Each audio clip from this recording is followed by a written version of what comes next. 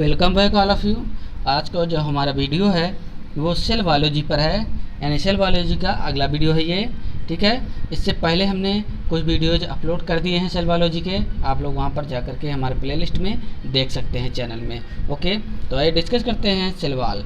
Cell wall, a plant cell wall was first observe and named by Robert Hooke in 1665 ईस्वी में, यानी 1665 ईस्वी में रॉबर्ट हुक ने सेल की भी खोज किया था और उसी समय सेल वॉल के बारे में भी बता दिया था। ठीक है, आगे देखते हैं पॉइंट में। सभी जो हमारा नोट्स है वो पॉइंट में दिया गया है, आपको लिखने और पढ़ने में बहुत ही आसानी होगी। ओके, तो पूरा हमारे वीडियो में बने रहिएगा, हम आपको बताएंगे कितने टाइप की सेल वॉल होती है। ठीक है, और इसका ओरिजिन कहाँ से हुआ था और इसका मुख्य रूप से फंक्शन क्या है। देखते हैं अगले पॉइंट में। Cell wall is the outermost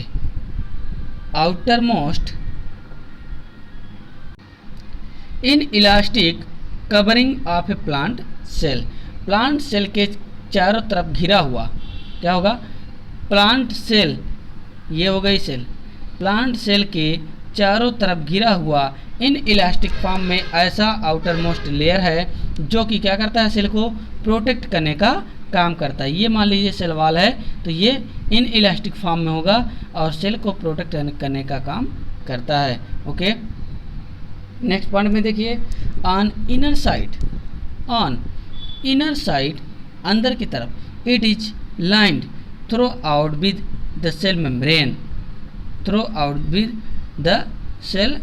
membrane, okay, और प्लाज्मा मेम्ब्रेन और plasma lemma.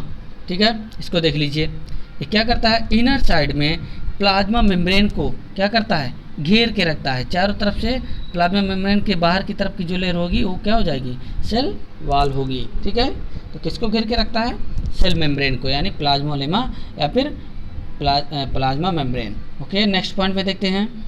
It may be consider to be constitute of following 3 component. Cell wall के 3 कंपोनेंट होते हैं। कितने कंपोनेंट होते हैं? 3 कंपोनेंट होते हैं। आइए तीनों कंपोनेंट्स को हम एक एक करके बारी बारी से पढ़ते हैं। ध्यान से आप देखिएगा और हमारे साथ वीडियो में अंत तक जरूर बने रहिएगा। ओके, तो देखिए पहला हो जाएगा इसमें मिडिल लैमेला। पहला हो जाएगा मिडिल लैमेला और दूसरा हो जाएगा प्राइमरी वॉल एंड तीसरा लास्ट हो जाएगा सेकेंडरी वॉल। यानी 3 कंपोनेंट होते हैं। पहला, सबसे पहले पर हम नज़र डालते हैं middle lamella. Middle lamella is the outermost layer of a cell wall. Cell wall का सबसे आउटर मोस्ट लेयर को क्या कहते हैं, मिडिल लैमेला बोलते हैं। ये जो हमारा नोट्स है ये एमएससी के छात्र भी इसको आराम से नोट्स बना सकते हैं। ठीक है, तो ध्यान दीजिएगा। इनफैक्ट, यानी सेल वॉल के आउटर मोस्ट जो लेयर होगी कौन सी होगी, मिडिल लैमेला होगी। ओके, अगली पॉइंट में देखिएगा। In fact it is present between the walls of 2 cells and thus it is a connective link between adjoining cells. अब देखिए दूसरा पॉइंट है इस मिडिल लैमेला के लिए। मिडिल लैमेला क्या करता है, कनेक्टिव लिंक कहा जाता है इसको। 2 सेल के बीच की क्या कहा जाता है, ये 2 सेल हो गई है, इन 2 सेलों के बीच की कनेक्टिव लिंक किसे कहा जाता है, मिडिल लैमेला को कहा जाता है। क्योंकि एक सेल से दूसरे सेल को जोड़ने के लिए सबसे बाहर की जो लेयर होगी मिडिल लैमेला होगी और ये बाहर की लेयर ही किससे, दूसरी वाली सेल से जुड़ा हुआ होगा। ओके, इसी वजह से इसको क्या कहा जाता है, कनेक्टिव लिंक बिटवीन 2 सेल्स। अब देख लीजिए नीचे फिगर दिया गया है, ये फिगर है किसका, सेल वॉल का स्ट्रक्चर है। ऊपर का जो लेयर है ये पूरा लेयर क्या कहलाता है, मिडिल लैमेला। उसके बाद सेंट्रल का जो भाग होगा वो प्राइमरी वॉल होगा एंड तीसरा वाला होगा और उसके बाद हो जाएगा सेकेंडरी वॉल। ठीक, यहाँ बना हुआ देखिए, ये जो लेयर है हेमी सेलुलोज का है। सेल वॉल चूँकि हमको पता है सेलुलोज की बनी होती है ज़्यादातर। ठीक है, जो कवक होता है उसकी काइटिन की बनी होती है, ये सभी हैं। तो hemi cellulose, pectin, cellulose, microfibril and soluble proteins, इन सब से मिलकर के ये बना होता है। ओके, आगे देखिए दूसरा हो जाएगा primary wall. Primary wall is present between the middle lamella and secondary वाल। ये ओवरऑल क्या हो जाएगा, ये यहाँ से यहाँ तक सेकेंडरी वाल होगा। अब इस सेकेंडरी वाल, फिगर में देखिए, सेकेंडरी वाल और मिडिल लैमेला के बीच, यानी मिडिल लैमेला के बीच की जो मध्य होगा उसी को क्या कहेंगे, प्राइमरी वाल कहेंगे।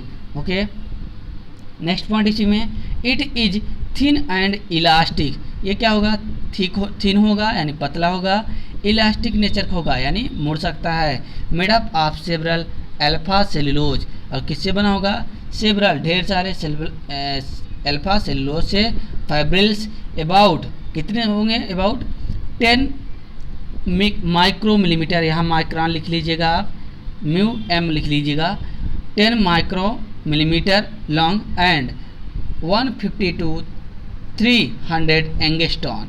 कितने होंगे, 300 एंगस्टॉन इन डायमीटर इसका होगा, किसका, प्राइमरी वाल का। प्राइमरी वाल का जो डायमीटर होगा 150 से 300 एंगस्टॉन होगा और 10 मिली माइक्रोन होगा। ओके, अब थर्ड लेयर हो गए। थर्ड लेयर क्या हो जाएगी, सेकेंडरी वाल आफ्टर प्राइमरी वाल, यानी प्राइमरी वाल के बाद कौन सी वाल का फॉर्मेशन होगा, सेकेंडरी वाल। इट इज थिक, ये भी क्या होगी, थिक होगी, इन इलास्टिक होगी, यानी इलास्टिक नेचर का यानी मुड़ेगी नहीं, मजबूत होगी, एंड ऑलमोस्ट रिजिड, ठोस होगी, मजबूत होगी, मोटी होगी। It is laid down when the cell is mature, laid down when the cell is mature. It में कंटेन, क्या रखेगी, इट में contain cellulose, hemi cellulose, pectins, lignin, fats and waxes, ये सभी इसमें पाए जाएंगे। ओके, अगला, तो ये तीनों कंपोनेंट थे। इसी सेल वॉल के बीच में एक स्पेशल कैरेक्टर होगा, उसको ध्यान में देख लीजिए, पिट्स एंड प्लाज्मोडेस्माटा, बहुत इंपॉर्टेंट है और काफ़ी लोग इसके बारे में जानते भी नहीं होंगे। आखिरकार एक सेल से दूसरे सेल को जोड़ने का काम कौन करता है, यहाँ प्लांट के केस में कौन करता है, प्लाज्मोडेस्माटा। देखेंगे आप अक्सर सेल तो बना लेते हैं, लेकिन आप ये नहीं जानते होंगे कि प्लाज्मोडेस्माटा का क्या वर्क होता है। प्लाज्मोडेस्माटा एक सेल को, ये सेल दूसरी सेल इसके जस्ट बगल में, अब ये सेल दूसरी वाली पहली सेल दूसरी सेल से किस प्रकार जुड़ी हुई है, प्लाज्मोडेस्माटा के माध्यम से जुड़ा हुआ है। देख लीजिए plasmodesmata, at certain point the cell wall are thin, at certain point the cell wall are thin and devoid of any thickening, devoid of any thickening material. These thin spots are called simple pits. पहले क्या देखते हैं हम, simple पिट्स देखते हैं। मान लीजिए ये सेल वाल सेल है, ठीक है, ये देखिए ये हो गई सेल। अब सेल के बीच बीच में क्या होगा, इस तरीके से सेल वाल के ऊपरी भाग में क्या होगा, पिट पाया जाएगा, गड्ढा पाया जाएगा, उसी को क्या बोलेंगे, सिंपल पिट बोलेंगे। किसी किसी पॉइंट पे होता है, इस प्रकार से हो जाएगा ये सिंपल पिट। ओके, अब अगले पॉइंट पे, the pits are two adjacent cells are generally opposite to one another. The pits are two adjacent cells, two adjacent cells are generally opposite to one another, एक दूसरे के अपोजिट होंगे। उसके बाद next point पे, it is presumed that the plasmodesmata pass through these pores, the plasmodesmata pass through these pores. Plasmodesmata जो होंगे इसी पोर के माध्यम से क्या करेंगे, पास करेंगे, यानी अंदर और बाहर दोनों तरफ क्या होंगे, इसके भाग बने रहेंगे। उसके बाद नेक्स्ट पॉइंट में देखते हैं, the plasmodesmata are cytoplasmic connection between, क्या करता है, इसका ये फंक्शन हो जाएगा प्लाज्मोडेस्माटा का, क्या फंक्शन है, cytoplasmic connection between the two cell, दो सेल के बीच में साइटोप्लाज्मिक कनेक्शन को क्या करता है, बांध के रखता है और जोड़ने का काम करता है। अबाउट 2 नैनोमीटर इन डायमीटर, लगभग इसका नैनोमीटर में क्या होगा, डायमीटर होगा, 0.2 nanometre in diameter, passing through the cell wall, जो कि सेल वाल के थ्रू पास करेगा। ओके, अगला पॉइंट, अगला जो हेडिंग होगा वो और भी इम्पोर्टेंट है, origin and growth of the cell wall. Cell wall की ओरिजिन और ग्रोथ कैसे होती है ये देख लीजिएगा। The cell wall originates as a cell plates during karyokinesis phase of the cell division. जिस समय सेल डिवीजन होता है क्या होगा, सेल डिवीजन होगा, उसी टाइम पर सेल वॉल का फॉर्मेशन होता है।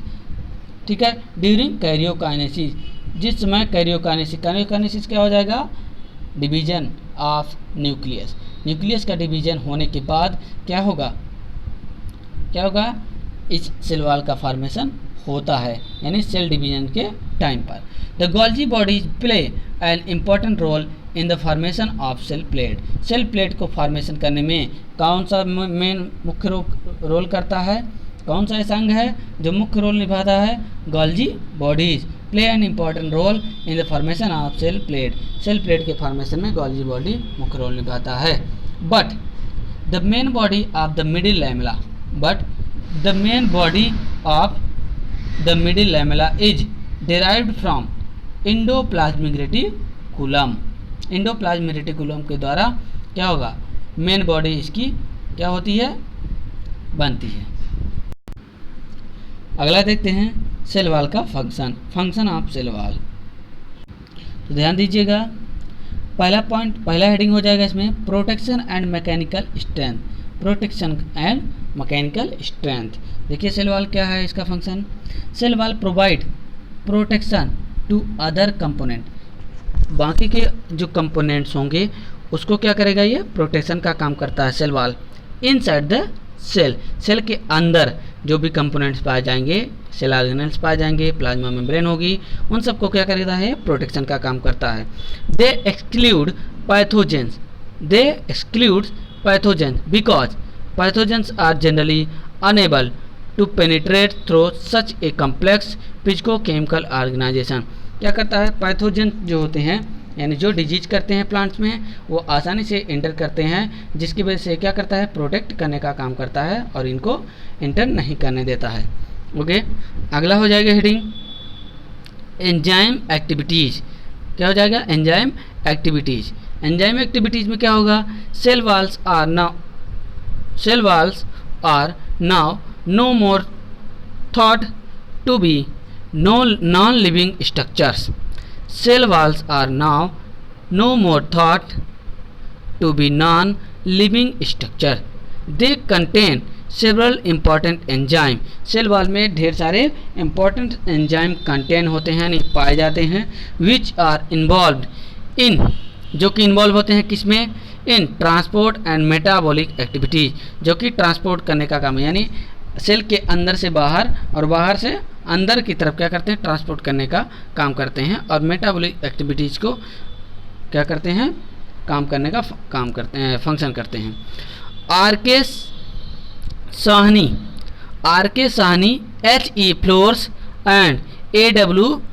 गैलेस्टोन 1981 में इन्होंने क्या किया था, have demonstrated that about 80% of the total polyamine oxidase activity in oat leaves is in the cell wall. Cell wall में 80% टोटल पॉलीएमीन ऑक्सीडेज की जो क्या होती है, एक्टिविटीज होती है, किसमें, ओट लीव्स में। ठीक है, ओट जो होता है उसकी लिप्स में। ठीक, उसके बाद थर्ड पॉइंट हो जाएगा, थर्ड हेडिंग हो जाएगा receptor sites. Some component of the cell wall act as receptor site. कुछ जो सेल वॉल होते हैं क्या रखते हैं, रिसेप्टर साइट रखते हैं for hormone such as oxygen and ethylene. Hormones के लिए, किसके लिए, हार्मोन्स, जिसमें से ऑक्सीजन और एथिलीन हो जाएगा। तो ये था सेल वॉल। अब आगे हम बात करते हैं बैक्टीरियल सेल वॉल की। ये तो प्लांट सेल वॉल थी, ठीक है। बैक्टीरियल सेल वॉल, बैक्टीरियल जो सेल वॉल होती है किससे बनी होती है, वो पेप्टाइडोग्लाइकान की। The bacterial cell wall is seen as 50 to 100 angstrom thick. जो बैक्टीरियल सेल वॉल होती है वो कितनी होगी, 50 से 100 एंगस्ट्रॉन मोटी होगी, थिक होगी, अराउंड द सेल, सेल के बाहर की तरफ। In the electron microscope, electron microscope से देखा जाता है इसको। Its major chemical component are polysaccharide, इसका सबसे बड़ा जो केमिकल कंपोनेंट होगा वो पॉलीसेकेराइड्स होता है, बट नॉट काइटिन, लेकिन काइटिन नहीं हुआ, क्योंकि काइटिन फंगल सेल वॉल के चारों तरफ पाई जाती है। और cellulose as in other, its chemical composition and structure are different in gram positive and gram negative bacteria. Gram positive gram negative bacteria के अनुसार क्या होगा, इसका केमिकल स्ट्रक्चर अलग होता है। ग्राम पॉजिटिव ग्राम नेगेटिव बैक्टीरिया का आपको वीडियो जल्द से जल्द मिल जाएगा, इन दोनों में डिफरेंसेस मिल जाएगा। ठीक है, जो लोग हमारे चैनल में नए आए हैं वो कम से कम हमारे चैनल को सब्सक्राइब कर दें और बेल आइकन को दबाना ना भूलें, और ज़्यादा से ज़्यादा इस वीडियो को शेयर करें ताकि उन सभी छात्रों के पास पहुंच सके जिन्हें इसकी सबसे ज़्यादा आवश्यकता है।